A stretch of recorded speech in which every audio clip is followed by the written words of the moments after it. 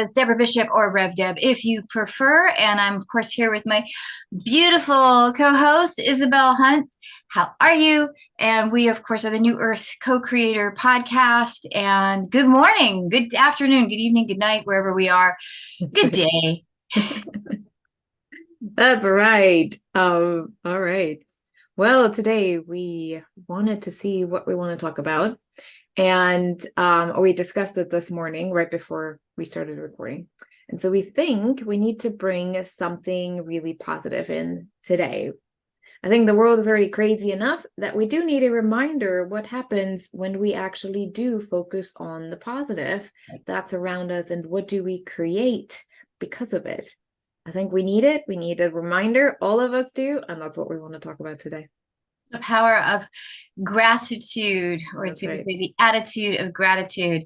And today it was really funny. We're talking about that. Today I kind of flipped my little thing around and I have love on this side, has peace on the other. I'm not sure that I love all the colors on this side. I love the love, but the yellow is a little for me. But anyway, it's all good. And I'm grateful I have it, because behind here are snoring dogs and all sorts of things. So it's nice to have something a little less. And that's just a simple gratitude, right? It's a simple expression of being awake and aware to the fact that you have something that fulfills a purpose, and you're just like acknowledging that you have it, and it's a beautiful thing. And it doesn't have to be perfection, it doesn't have to be more, it can just be what it is, and to be grateful for it just makes you feel good. And that's really what I think we're talking about more than anything, is that people are truly deserving of and needing to feel good, and gratitude, I believe, is the fastest way to get there. I agree. A little story. So growing up, I was rather, shy and more in the background with everything. I mean, nothing compared to where I'm at now. But I also was known as the pessimist. Like every time something happened, I would go through everything that could potentially go wrong first. And then, of course, most of it went wrong. And then I was like, see, told you so. And I was never the one who took a risk or who tried out something new, because in my head, I was already going through the entire list of what can go wrong and why this is not a good idea, or why people suck, or, I always found something negative first before I found something positive.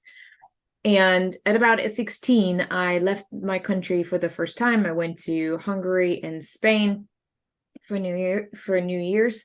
In 2 separate years, obviously. I don't go back and forth. But anyway, and stepping outside of the old pattern, stepping outside of, what I have been finding myself in, this repetitive pattern, I realized how much negativity I actually carry with me. And I got really sick of it. I literally got sick of myself for always looking at the negative, because never anything really worked out for me that way.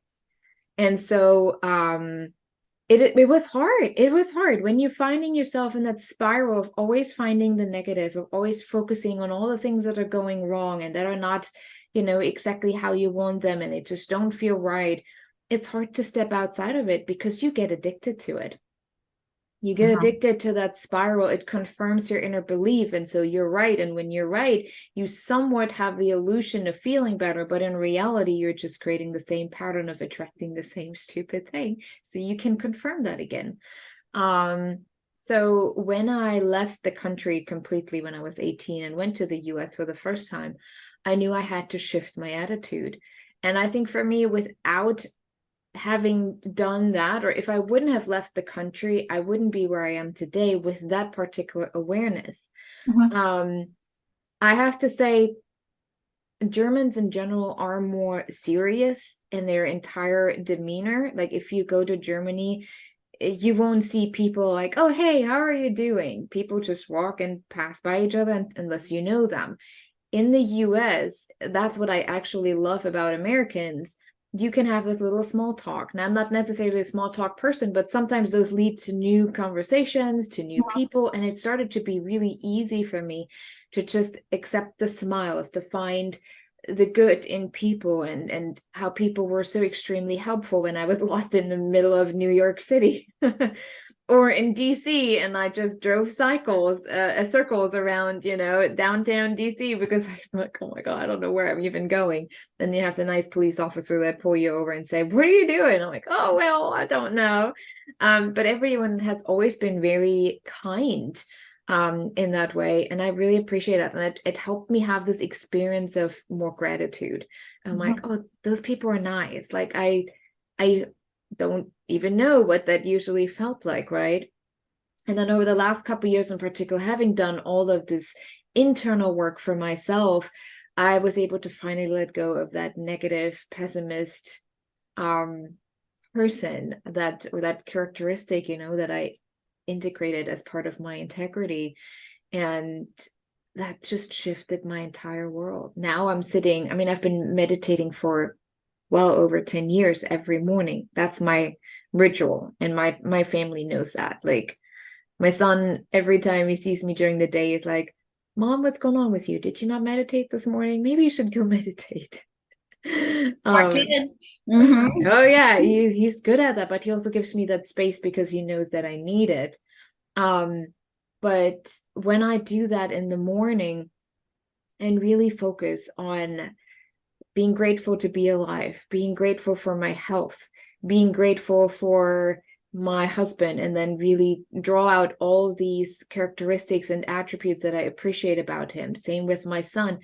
Even the things that I don't quite have yet within my reality, like a house Right. with a basement. Right. I mean, it sounds silly, but I'm like, thank you for this beautiful home that is not too big, not too small, has a really awesome basement where we can have our little holistic corner, and then the whole building stuff. It sounds silly, but when I get into that state, for one, you activate manifestation, and it actually happens quite quickly.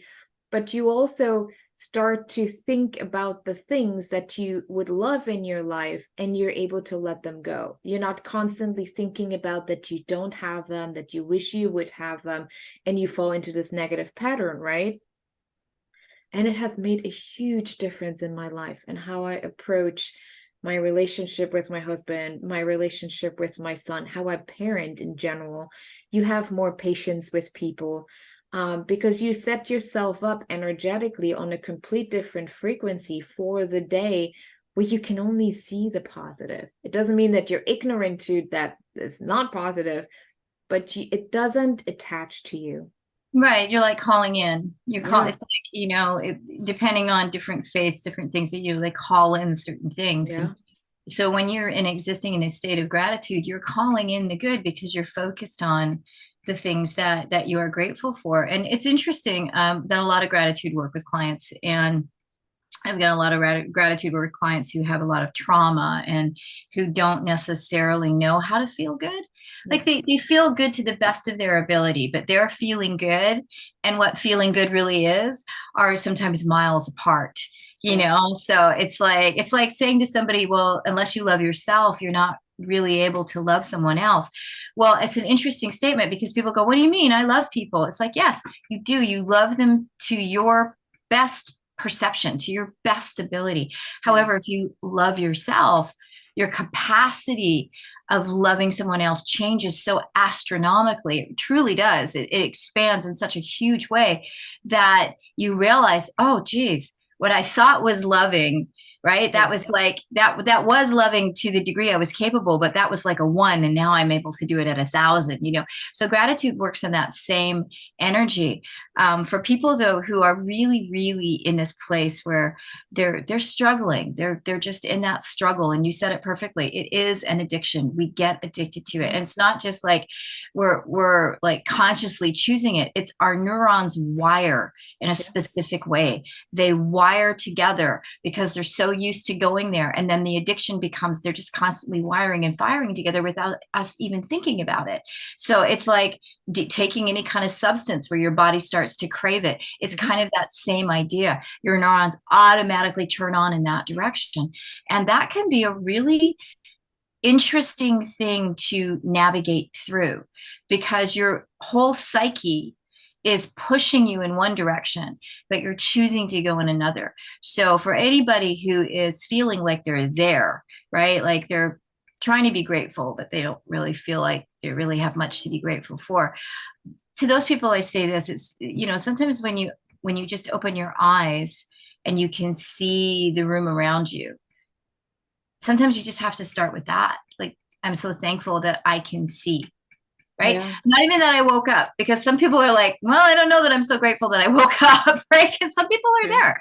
They're like, I don't know. It's what, yeah, but just the idea that I am able to see, just the idea that I am able to hear, and here's one even simpler that disconnects people entirely from them having to be grateful for anything for themselves and their physical being or consciousness, but rather just be grateful for gravity. Like, when has gravity ever let us down? Never. It is always here. It is always, keeping us on the planet, holding things down and so forth in the ways that it does. And yet nobody really thinks about it ever. Like, the one major thing taken for granted, that's gravity. So if you have to start with just thank you for gravity for being here, start there. Just start someplace simple. And if that's just the place you go and just keep repeating it, just thank you, just keep repeating it and just thank you, thank you, thank you, thank you. The Buddhists have a way, like when people are going through extreme issues and struggle, and I think I've said this before on another episode, but when you're going through this extreme struggle, the Buddhists do not commiserate with one another. It doesn't even matter what sect of Buddhism we're talking about. It's just not in their philosophy. They don't commiserate. They don't feel badly. They don't say, I'm sorry. They say, congratulations. They celebrate you for going through the challenges, right? Because they know that when you come out the other side, there's so many gifts in having that journey. It's expanding you, it's challenging you, it's inviting you to do something differently. Yeah.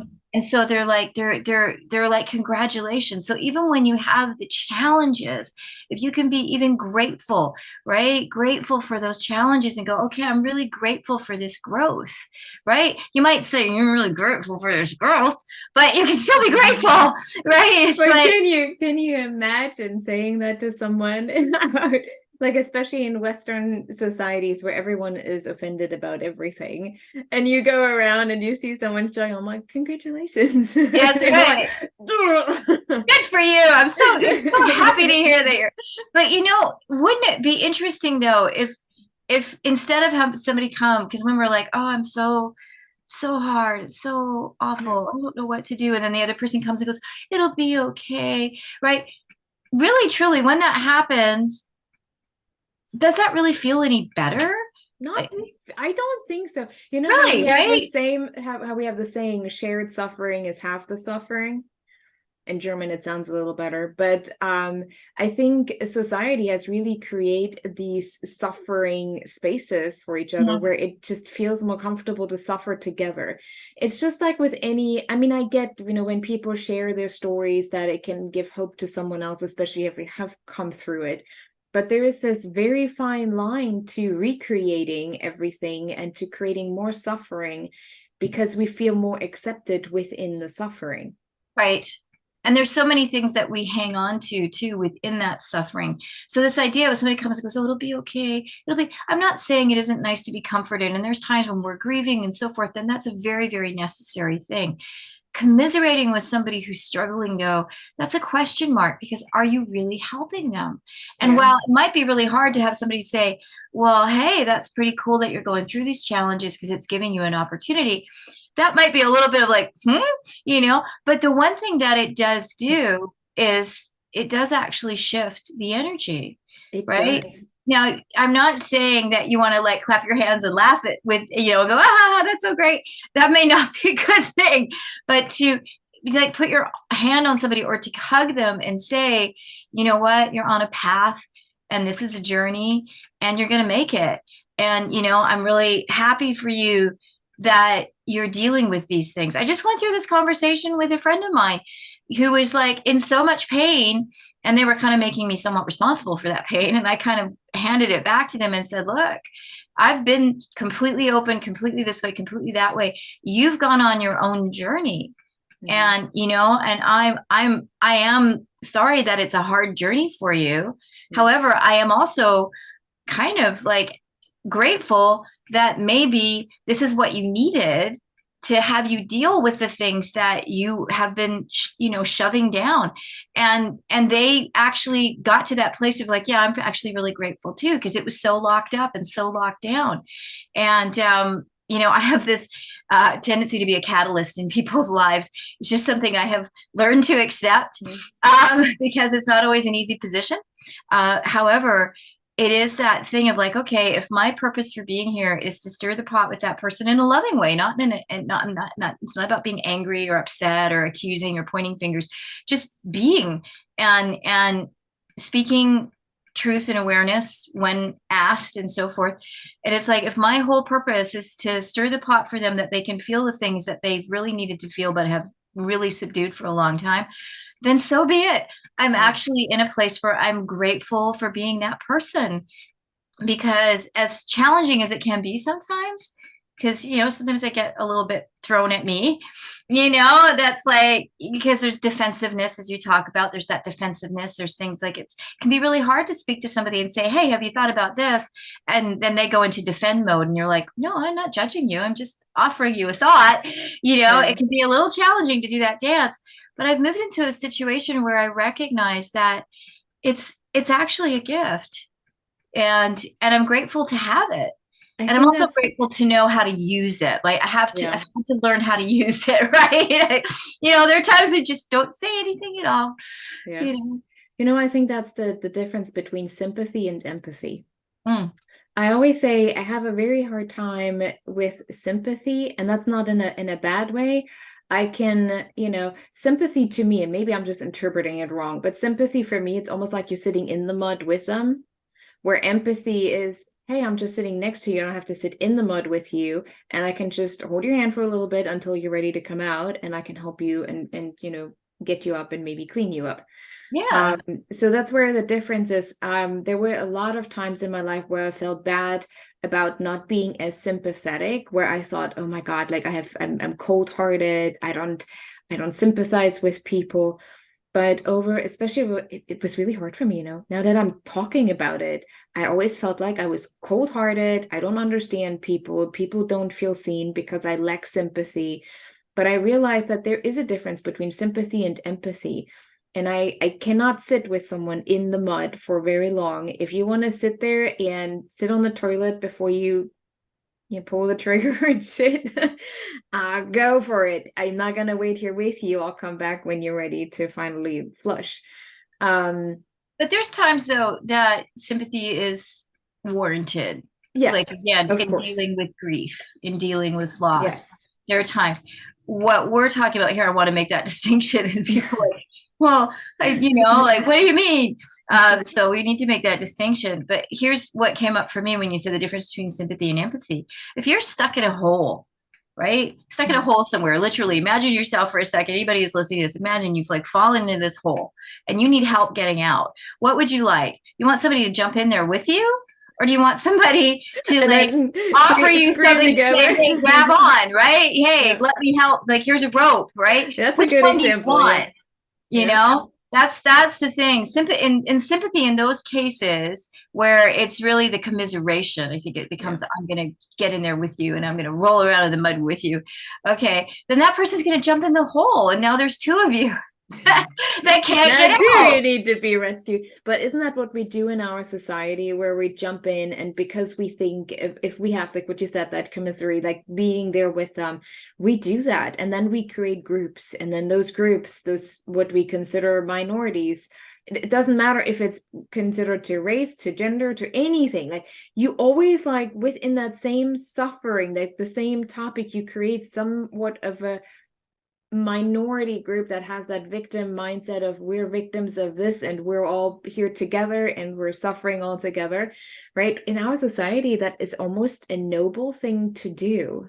And I don't know if it's because through marketing that we have learned that you don't have a story until it's actually like a really dramatic story, and that's what gets you on a stage, that would get you the book deal, those kind of things. Maybe, but I think the general populace is not necessarily looking at it from that lens. I think that the general populace is doing it without really realizing that they're doing it, because somewhere along the way somebody told us that there was power in it, that that was what it was about. Like if I'm in pain and you're in pain and we get together and now we're in collective pain, that somehow there's something empowering to that. And it's a very distorted circumstance, but I think it's something that's happened because people who don't feel powerful, and everybody has power. Every single person, I don't care where you are, we have our personal power. We have our voice, right? Yeah. That is it. That is our seat of power right there, to be able to speak, to be able to be in our truth, to be able to be in our integrity. But instead, we're kind of, told that we have to stay in a certain place by society, by systems that for a long time have been telling us that very quietly and then louder and louder. And now we're hearing it very loudly because I believe that there are those in positions of authority that are basically cultivating that.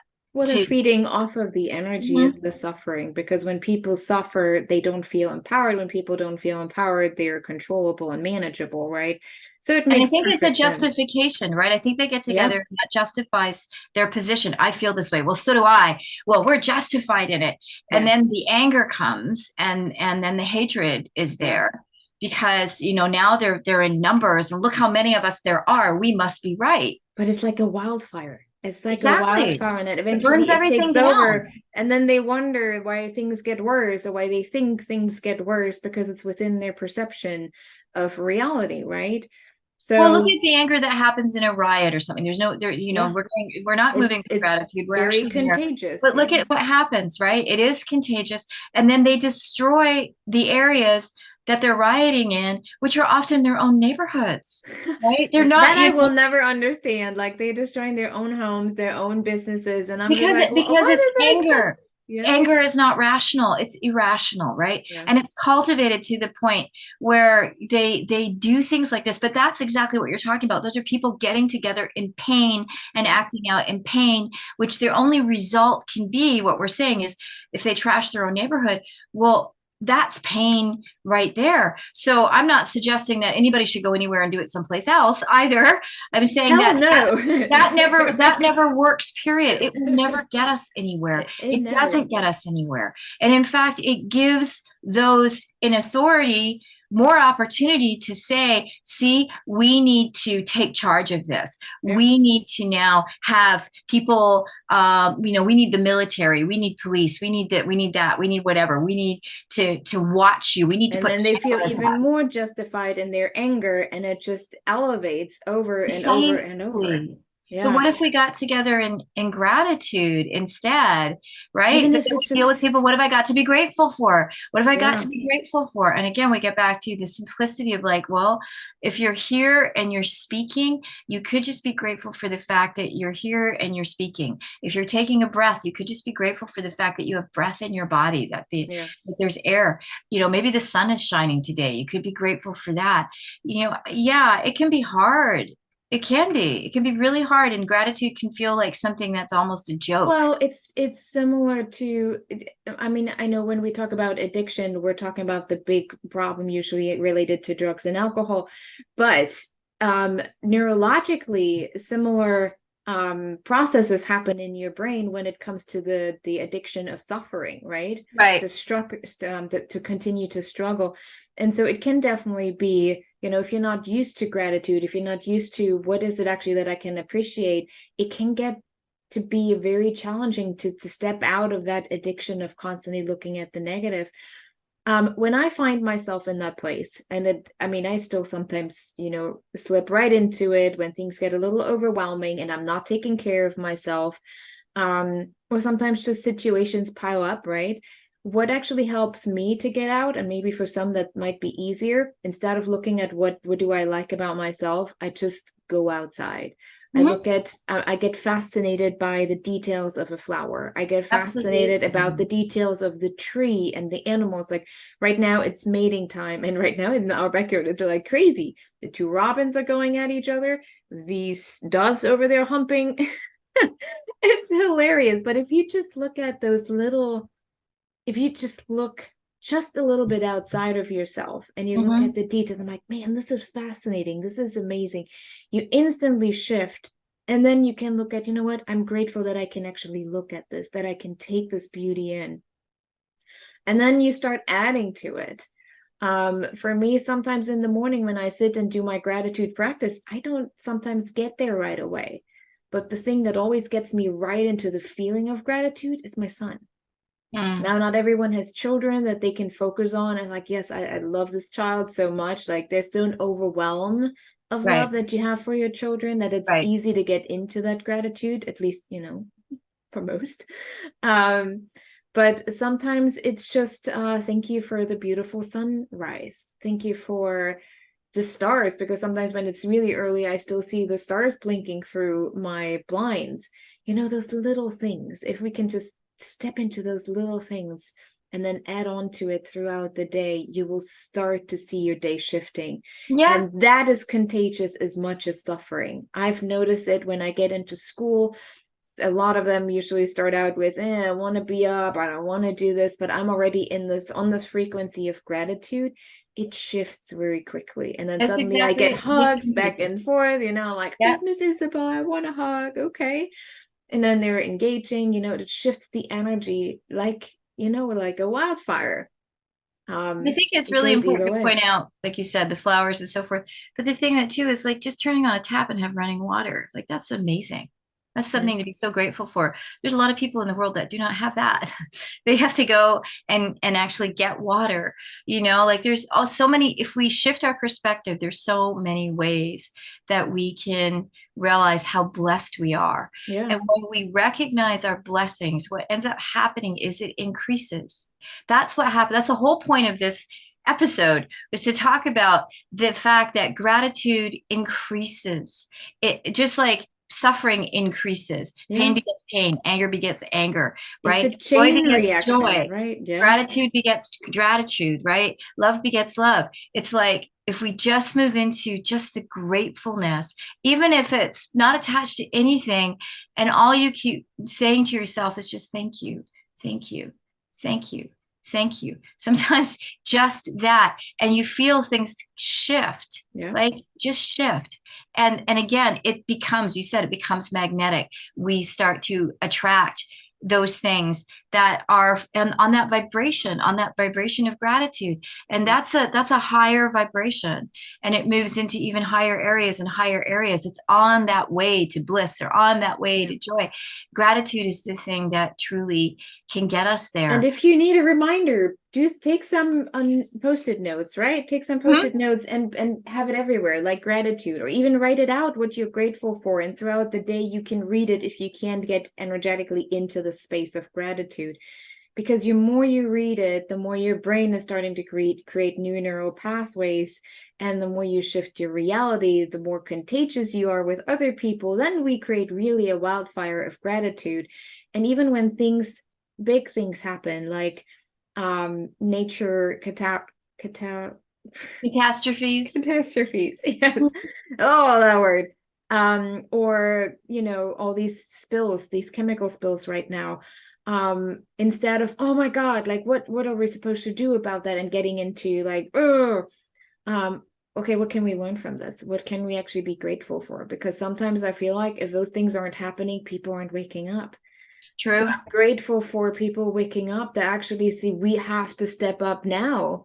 And the amazing thing too is the innovations that come out of those things too. I mean, it Exactly. creates innovation, it creates solutions, it creates things that would never have existed otherwise. So that should something happen again like this, there's a call, there's an answer, there's something there that could perhaps stop it from ever happening again. Yeah. It's all perspective. You can choose to sit in a room in the dark, or you can turn a light on, right? It's completely a choice that we all have. We can be in misery, or we can move towards something that feels better. And the fastest way to do that is just to be grateful, to Yeah. sit in a level of gratitude. And like I said, if you feel like you can't even connect it to anything, just sit in thank you, the energy of thank you. Yeah. So let's make it a challenge this week. A All right. positive challenge, a challenge of gratitude. Every single day, we find things, at least 10 things that we can be grateful for. So, everyone who is watching that, every single day, and then just see how your life can change, how it is contagious with those people you're hanging out with. and then we can shift the collective.